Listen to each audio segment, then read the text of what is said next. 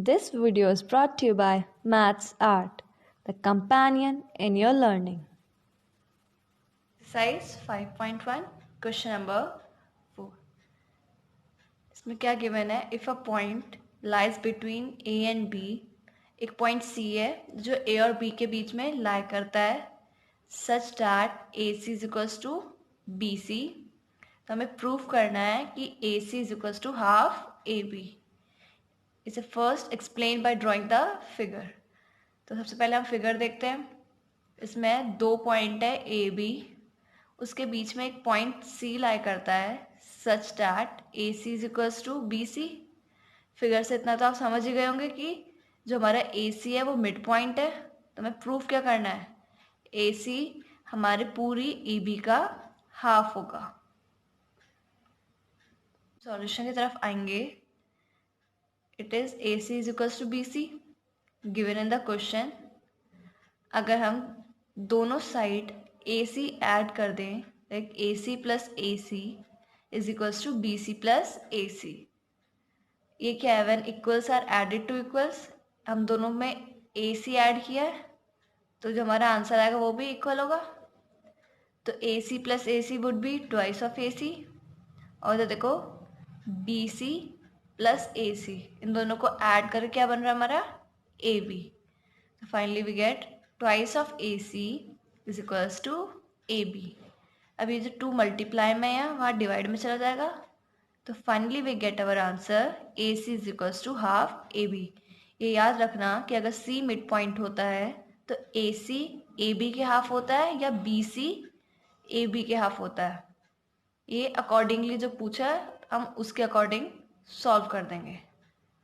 I hope you got this question. और यही concept जो नीचे हमारा रिजल्ट आया है, ये कॉन्सेप्ट अब हम नेक्स्ट क्वेश्चन में यूज़ भी करेंगे. तो let's see our next question. Question number 5. In question 4, point C is called the mid point of line segment A B. अगर आपने फिगर देखी थी तो क्या था? ए बी था एंड बीच में सी, ये दोनों इक्वल थे तो ये मिड पॉइंट है तो कहेंगे इसे. तो इट इज़ व्हाट रिटन. तब आगे prove that every line segment has only and only one mid point, कि हर लाइन सेगमेंट के सिर्फ एक ही मिड पॉइंट होता है. ये हमें प्रूव करना है. तो इसको भी हम पहले फिगर एक बार ड्रॉ कर लेंगे, लेट करेंगे जिसमें हमारे पास दो मिड पॉइंट है. तो will draw line segment A B और हम इस पर दो पॉइंट प्लॉट कर देंगे C and D. Let if possible C and D are two mid point of line segment A B.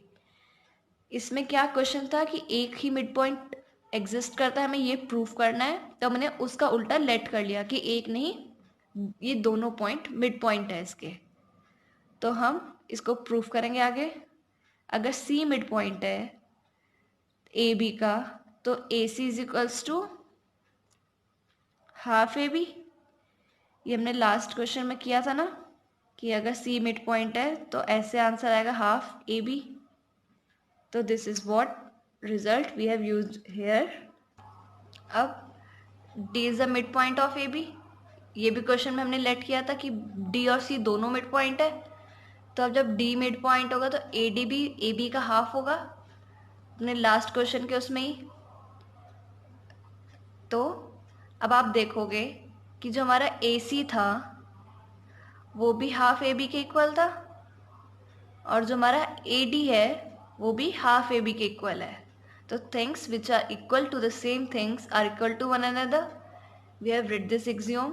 तो ए डी और ए सी दोनों सेम थिंग के इक्वल है तो ये आपस में भी इक्वल होंगे. तो A C is equals to A D. Result ये आ गया हमारा. अब आप फिगर में खुद देखो कि हमारा ए सी और ए डी कब पॉसिबल होगा इक्वल? जब सी और डी कोइंसाइड करेंगे. कोइंसाइड मतलब एक के ऊपर एक. कोइंसाइड करती है वो इक्वल होगी. तो हमारा ए सी और ए डी, मान लो यहाँ सी है यहाँ डी है, दिस इज ए, ये इक्वल तभी होगा when C and D will coincide. तो we will see what we have to write. तो लिखें this is possible only when C and D coincide each other. Coincide मतलब क्या होता है? एक के ऊपर एक. जब सी पॉइंट के ऊपर ही डी पॉइंट होगा हमारा, जैसे ये पॉइंट है, यही पॉइंट हमारा C है और यही पॉइंट हमारा D है, तो ये दोनों पॉइंट कोइंसाइड कर रहे हैं, तो तभी ये सिचुएशन पॉसिबल होगी। तो therefore every line segment has one mid point. अब ये हमारी जो लाइन थी A B मान लो, इसमें जब C और D पॉइंट एक ही है, एक ही मर्ज हो गया ना C और D पॉइंट, तो हमारे पास मिड पॉइंट भी एक ही आएगा। So we have proved that every line segment has one midpoint. Now moving towards question 6. If AC is equals to BD, हमारा AC और BD इक्वल है, तो हमें प्रूव क्या करना है, हमारा AD और CD भी इक्वल होगा।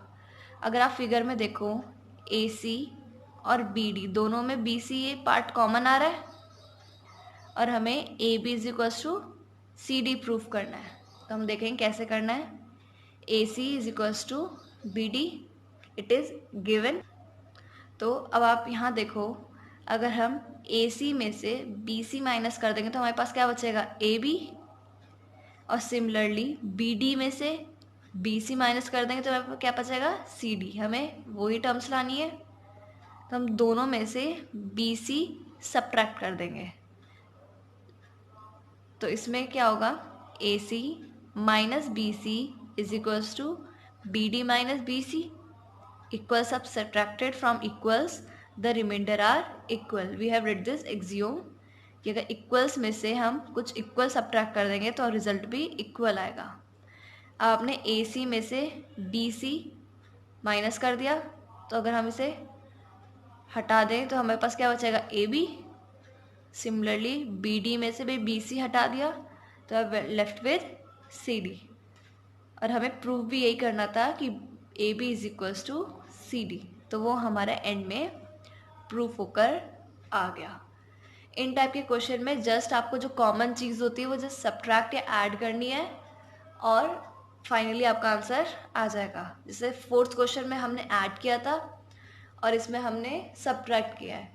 या क्वेश्चन को ठीक से पढ़ो, फिगर को देखोगे तो अपने आप समझ में आ जाएगा और इन टाइप के क्वेश्चन बहुत इजीली सॉल्व हो जाते हैं। Now moving towards seventh and the last question of this exercise. Question 7, why is axiom 5 in the list of Euclid's axiom considered a universal truth? जो हमारा फिफ्थ एक्सियोम है Euclid's एक्सियोम्स की list में, वो universal truth क्यों consider हुआ है। Starting के जितने भी थे उसमें कुछ ना कुछ एक्सेप्शन रहता ही है किसी न किसी पार्ट में, बट जो हमारा फिफ्थ एक्सियोम है वो यूनिवर्सल ट्रुथ है, मतलब वो हर जगह एप्लीकेबल है। ऐसा कंसिडर क्यों किया गया, तो we will write Euclid's fifth axiom, inverted commas में लिख देंगे वो क्या है, the whole is greater than its part is considered to be universal truth because it is applicable to everything in any part of the world.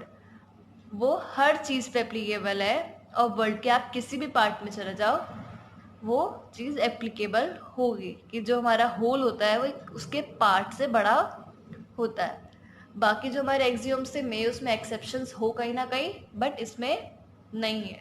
This is what written in our answer. I hope आपको ये चारों question समझ में आ गए हैं। First 3 में तो just आपको फिगर से आपको सब्ट्रैक्ट या ऐड जो भी करना है, you will see that thing only, और इसमें you have to write statement in 7th question. But if you have any doubt or query, you can ask me in the comment box. Thank you.